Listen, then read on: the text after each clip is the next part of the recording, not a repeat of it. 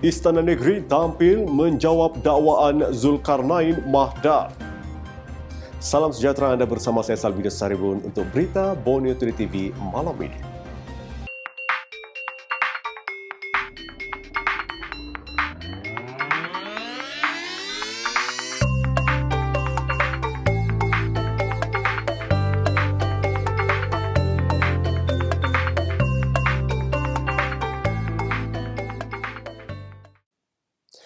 Pelbagai tuduhan dilemparkan Zulkarnain Mahdar dijawab Istana Negeri. Istana Negeri Sabah hari ini mengesahkan tidak pernah menerima 33 akuan bersumpah ST seperti yang didakwa Tan Sri Musa Aman ketika cuba menggulingkan kerajaan Sabah.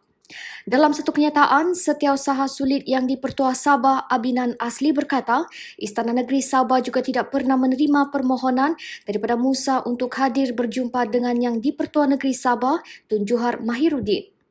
Sehubungan itu, Abinan berkata tuduhan yang dibuat seorang pemimpin pertubuhan bukan kerajaan semalam adalah tidak benar, tidak berasas dan mempunyai niat jahat. Saya Haji Abinan bin Haji Asli, Setiausaha Sulit kepada Tuan Yang Terutama yang di-Pertua Negeri Sabah. Dan ini ingin membuat pernyataan akhbar mengenai laporan tidak benar yang tular di akhbar dan di media sosial yang mengaitkan Tuan Yang Terutama. Bismillahirrahmanirrahim. Adalah dimaklumkan bahawa Tuan Yang Terutama yang di-Pertua Negeri Sabah telah memerintahkan saya untuk memberikan penjelasan berhubung dengan kenyataan seorang individu yang bernama Zulkarnain Mahdar yang viral di sosial media serta kenyataan yang disiarkan di muka depan Daily Express pada 6 Ogos 2020. Bahwasanya Istana Negeri dalam ini menyangkal sekeras-kerasnya dan dengan dakwaan yang dibuat oleh Zulkarnain Mahdar, kenyataan tersebut adalah tidak benar dan tidak berasas sama sekali serta mengandung niat yang jahat. Bahawa Tuan Yang Terutama Tun sebelum menandatangani perisytiharan pembubaran Dewan Undangan Negeri tidak pernah menerima 33 akuan bersumpah iaitu SD seperti mana yang didakwa oleh Zulkarnain. Istana Negeri tidak pernah menerima permintaan sama ada secara rasmi ataupun tidak rasmi dari pihak Tan Sri Musa Aman untuk berjumpa dengan Tuan Yang Terutama. Menurutnya, rombongan Tan Sri Musa Aman beserta beberapa ahli Dewan Undangan Negeri ADUN yang memihak kepadanya telah cuba masuk ke Istana Negeri secara paksa pada petang 30 Julai lalu tanpa membuat permohonan secara rasmi dan telah disekat oleh pihak polis. Istana Negeri tidak pernah mengerahkan pihak polis untuk menahan pihak Tan Sri Musa Aman memasuki kawasan istana. Sebaliknya, sekatan itu dibuat oleh polis bagi mengelakkan daripada perkara-perkara yang tidak diingini berlaku. Ini setelah mengambil kira suasana tegang yang berlaku pada masa itu dan memandangkan tiada keperluan bagi rombongan Tan Sri Musa Aman untuk berjumpa dengan Tuan Yang Terutama oleh kerana Dewan Undangan Negeri telah pun dibubarkan pada pagi 30 Julai 2020. Maka Tuan Yang Terutama Tun telah tidak memperkenankan rombongan tersebut masuk kawasan istana. Yang di-Pertua Negeri mengingatkan rakyat agar bertenang dan tidak mudah mempercayai berita-berita palsu di media sosial. Rakyat juga diminta berhati-hati dan tidak mengeluarkan kenyataan-kenyataan yang boleh mewujudkan ketegangan dan mengganggu-gugat keharmonian rakyat. Tuan Yang Terutama amat kesal dengan laporan tidak benar yang sedang tular di media sosial dan aplikasi WhatsApp yang mengaitkan Tuan Yang Terutama. Tuan Yang Terutama mengingatkan rakyat supaya bertenang dan tidak mudah mempercayai berita-berita palsu di internet atau media sosial serta berhati-hati dan tidak mengeluarkan kenyataan-kenyataan yang mewujudkan ketegangan dan mengganggu-gugat keharmonian rakyat.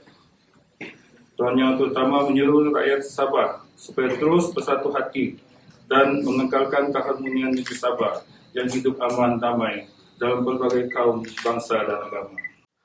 Datuk Seri Hamzah Zainuddin perlu menarik balik kenyataan mengelirukan berhubung dokumen IMM 13 dan meminta maaf kepada Dewan Rakyat. Yang di-Pertua Dewan Rakyat, Datuk Azhar Azizan Harun meminta Ahli Parlimen Batu Sapi, Datuk Liew Vui Kiong menulis usul rasmi berhubung Menteri Dalam Negeri, Datuk Seri Hamzah Zainuddin yang didakwa membuat kenyataan mengelirukan berhubung dokumen IMM 13. Vui Kiong membangkitkan perkara itu mengikut Peraturan Mesyuarat 36/12 selepas Hamzah pada 4 Ogos mengeluarkan kenyataan mengelirukan dan menghina Majlis Mesyuarat kononnya Parti Warisan Sabah mengeluarkan dokumen IMM 13. Tegasnya, Kerajaan Sabah Pimpinan Warisan tidak pernah sama sekali mengeluarkan apa-apa jenis dokumen sama ada kad burung-burung, sijil banci atau IMM 13. Sebaliknya, kesemua dokumen itu dikeluarkan ketika zaman kerajaan PBS, Berjaya, USNO dan Barisan Nasional. Katanya Hamzah perlu menarik balik kenyataan itu dan meminta maaf kepada Dewan. Jadi kenyataan seperti ini adalah kenyataan palsu, tidak benar kerana daripada fakta. Daripada kenyataan yang benar, Tuan Speaker, kerajaan warisan-led government tidak pernah mengeluarkan kad IMM 13, tidak pernah mengeluarkan kad burung-burung dan tidak pernah mengeluarkan kad banci. Kad banci, kad burung-burung ini telah pun dikeluarkan pada zaman PBS, pada zaman Berjaya dan IM 13 juga pada masa zaman USNO pada 70-an dan juga 80-an. Terima kasih. Daripada kenyataan ataupun laporan daripada seorang mantan ahli Dewan Negara iaitu Datuk Chong En Leong yang sebenarnya dia telah pun mengatakan pada 90-an mantan Ketua Menteri Sabah iaitu Musa Aman telah pun mempengerusikan satu jawatan kuasa untuk mengeluarkan kad IMM 13 ini.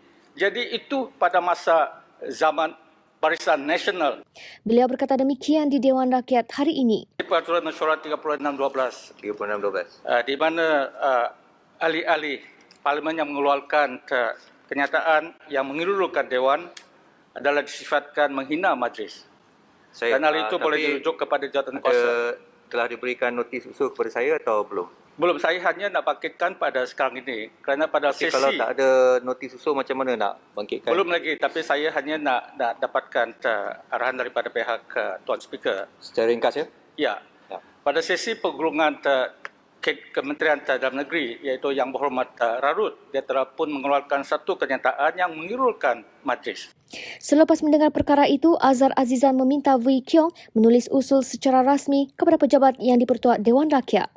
Nak diteruskan perkara ini, maka mengikut Peraturan 36/12, apa-apa yang mengelirukan itu boleh dirujuk ke jawatan kuasa, maka silalah membuat usul sedemikian secara bertulis dan berikan kepada jawab saya. Menteri Dalam Negeri Datuk Seri Hamzah Zainuddin perlu dihalang masuk ke Sabah kerana memfitnah. Menteri Dalam Negeri Datuk Seri Hamzah Zainuddin perlu dihalang daripada memasuki Sabah kerana pembohongan dan fitnah yang dibuat ketika sidang Dewan Rakyat kemarin apabila mengaitkan Parti Warisan Sabah dengan pengeluaran dokumen kepada warga asing.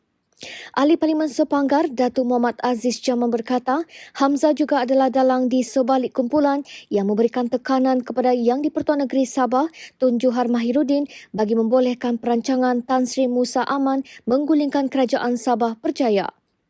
Menurut Aziz, selain fitnah dan pembohongan, Hamzah juga mencetuskan ketegangan kaum di Sabah selain merancang mewujudkan kerajaan secara tidak demokratik di Sabah. Sehubungan itu, Aziz memohon Ketua Menteri Datuk Seri Panglima Haji Muhammad Syafiee bin Haji Abdal untuk menghalang Hamzah daripada memasuki Sabah sebagai pengajaran kepada pemimpin dari Malaya yang cuba membawa politik perkauman di Sabah. Selain itu, Hamzah ketika penggulungan Kementerian Dalam Negeri di Dewan Rakyat menuduh Warisan mempunyai peranan dalam mengeluarkan dokumen terutama IMM 13. Sementara itu, Ahli Parlimen Sandakan Vivian Wong berkata, kenyataan Datuk Seri Hamzah di Dewan Rakyat itu menunjukkan beliau tidak ikhlas untuk menangani isu berkenaan. Sebagai menteri bertanggungjawab dalam isu keselamatan, beliau sepatutnya memeriksa fakta dan tindakan. Ini sama sekali tidak dapat diterima daripada seorang menteri dan ini juga hanya akan menambah kekeliruan dan kekacauan berkenaan isu ini. Vivian berkata demikian dalam kenyataannya hari ini. Semua parti komponen dalam Pakatan Harapan PH sekali lagi mengulangi sokongan penuh terhadap Datuk Seri Panglima Haji Muhammad Syafiee bin Haji Abdal bagi membentuk semula kerajaan. Pengurusi PH Sabah, Datuk Kristina Liu berkata, semua parti komponen dalam PH sekali lagi bersedia bekerjasama rapat bagi memenangi pilihan raya negeri PRN Sabah di bawah kepimpinan Datuk Seri Muhammad Syafiee. Beliau berkata demikian selepas mesyuarat parti komponen PH Sabah bagi membincangkan persediaan bagi menghadapi PRN yang akan diadakan dalam tempoh 60 hari ini. Hadir sama dalam mesyuarat di Ibu Pejabat DAP di Kota Kinabalu itu adalah pengurusi DAP Sabah, Datuk Frankie Liu dan pengurusi Amanah Sabah, Lahirul Latigu.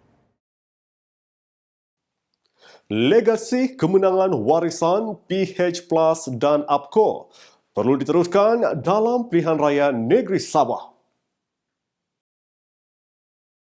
Kombinasi warisan PH plus APCO disifatkan sebagai gabungan kemenangan yang baik untuk mengembalikan semula pemerintahan Kerajaan Sabah. Ketua Wanita DAP Sabah, Jenny Lasimbang berkata, legasi kemenangan itu perlu diteruskan dalam pilihan raya negeri PRN Sabah. What we have already conveyed to the Chief Minister is that we have a very good combination, a winning combination, di mana DAP, PKR, APCO, and also warisan. During these 26 months, it has worked. This combination has worked. So we want to show that, we want to give our full support to Datuk Seri, but and to say that we already have a winning combination. We need to ensure that this is accepted on the ground, and from there we all work together to continue the legacy lah. Beliau berkata demikian kepada media selepas majlis penyampaian bantuan perusahaan kecil dan sederhana mikro yang terjejas akibat COVID-19 bagi kawasan Kapayan pagi tadi. Jenny berkata beliau akan bertanding semula di DUN Kapayan dalam PRN Sabah selaku penyandang kerusi DUN itu. All of us have to show lah buat kami punya report card sekarang ini, dan saya harap pengundi Kapayan ini akan melihat walaupun actually only to 26 months, but to me tidak berapa fair lah. Nampak itulah saya mau cakap tentang cadangan saja kan. The first part of our work is really, the first 1.5 years begitu is really get to know the issues dan match dengan penjawat awam semua lah. So PBT kita sama ada kita sehaluan untuk apa yang kita mau. And then lepas tu baru actually implementation and all this. So for example, if you talk about say the waste management tu kan, dia mesti convince dia apa? Sebab it will involve PBT lah. So kita harap ini akan menjadi sesuatu yang satu daripada pengukur prestasi saya. Tapi kedua, bagi saya, I think it's not about now the issue about prestasi saja.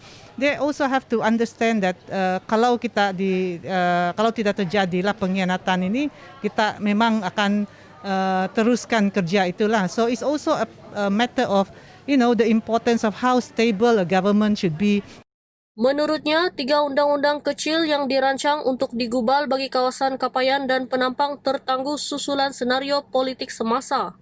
Banyak kampung-kampung lah yang masih exist ini, dia tenggelam apabila urbanization happen lah. Jadi ini juga satu bylaw dan memang dari dulu sebetulnya dia sudah ada bylaw yang kita gunakan, tapi dia pinjam dari tempat lain.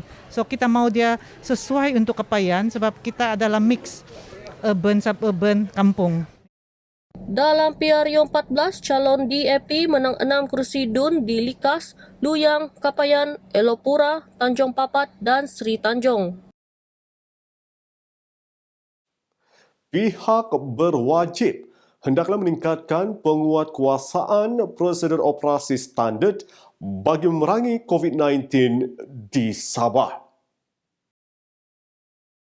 Kerajaan Sabah memutuskan agar pihak berwajib hendaklah meningkatkan penguatkuasaan prosedur standard operasi SOP susulan peningkatan kes COVID-19 bermula 24 Julai lalu di negeri ini.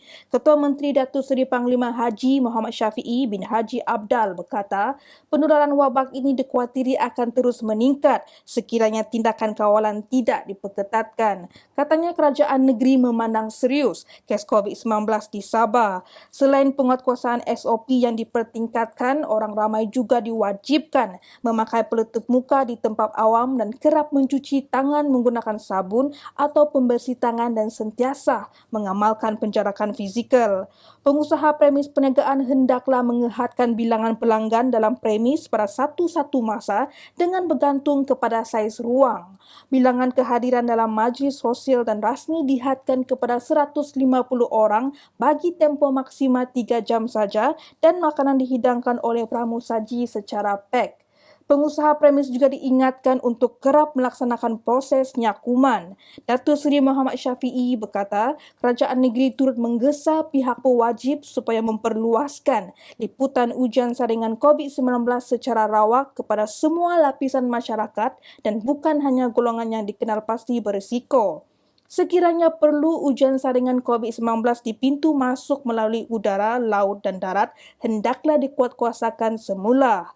Analisa terhadap statistik penularan pandemik COVID-19 di negeri Sabah menunjukkan peningkatan kes yang mendadak bermula 24 Julai lalu. 4 kes positif baru COVID-19 di Sabah hari ini adalah kes import bagi warga negara dan warga asing yang pulang dari Filipina. Manakala semalam 2 kes baru COVID-19 membabitkan seorang wanita dan kanak-kanak prasekolah. Kes melibatkan kanak-kanak di Penampang dipercayai murid prasekolah dan dirujuk dari Klinik Kesihatan Penampang ke Hospital Wanita dan Kanak-kanak Sabah di Likas. Semalam, arahan penutupan sebuah kelas bagi prasekolah di sebuah sekolah kebangsaan Penampang telah dikeluarkan berikutan terdapat murid yang dijangkiti COVID-19. Pengarah Kesihatan Negeri Sabah, Datuk Dr. Christina Rundi berkata, kes ini dikesan positif COVID-19 semasa saringan sebelum prosedur kemasukan ward di hospital berkenaan. Semua konteks rumah dan sekolah telah dikenal pasti dan mereka dikehendaki menjalani saringan COVID-19. Sementara kes di Beluran yang membabitkan seorang wanita tempatan pula telah dirujuk dari Hospital Duchess of Kent Sandakan ke Hospital Queen Elizabeth Kota Kinabalu. Dengan 2 kes baru itu, jumlah kumulatif di Sabah meningkat kepada 402 kes dengan 16 kes masih aktif dan dirawat di hospital berpakar seluruh Sabah. Padah memiliki 2 laras senjata api buatan sendiri dikenali Ginsok. Seorang remaja ditahan polis. Seorang remaja lelaki ditahan kerana memiliki 2 laras senjata api buatan sendiri atau dikenali Ginsok di Kampung Keonsom Kecil Inanam, Isnin lalu dengan alasan untuk memburu burung hutan. Remaja itu ditahan di hentian bas jalan kampung berkenaan dan seterusnya membawa pasukan polis ke sebuah bengkel berhampiran. Ketua Polis Daerah Kota Kinabalu, Asisten Komisioner Habibi Manjinji berkata, hasil pemeriksaan polis menemui 2 laras senjata api jenis Ginsok yang disorok di dalam bengkel tersebut. Hasil siasatan awal, suspek berusia 19 tahun itu mengaku memiliki senjata berkenaan selepas diwarisi daripada arwah datunya. Siasatan mendapati suspek menggunakan senjata ini adalah untuk tujuan menembak burung lah. Untuk tujuan aktiviti dia menembak burung. Bercakap kepada pemberita dalam sidang akhbar di Ibu Pejabat Polis Daerah Kota Kinabalu siang tadi, Habibi berkata pihaknya masih menjalankan siasatan lanjut untuk mengetahui bagaimana senjata itu diperoleh oleh suspek dan tujuannya memiliki senjata berkenaan. Suspek kini ditahan reman sehingga 7 Ogos untuk siasatan lanjut mengikut Seksyen 8-E Akta Senjata Api 1960. Habibi menasihati orang awam yang memiliki senjata api buatan sendiri supaya menyerahkan kepada polis kerana ia bukan sahaja salah di sisi undang-undang tetapi juga boleh mendatangkan kecederaan dan kematian sekiranya disalahguna. Sekian Bonitori TV malam ini, saya Salvinus Saribon.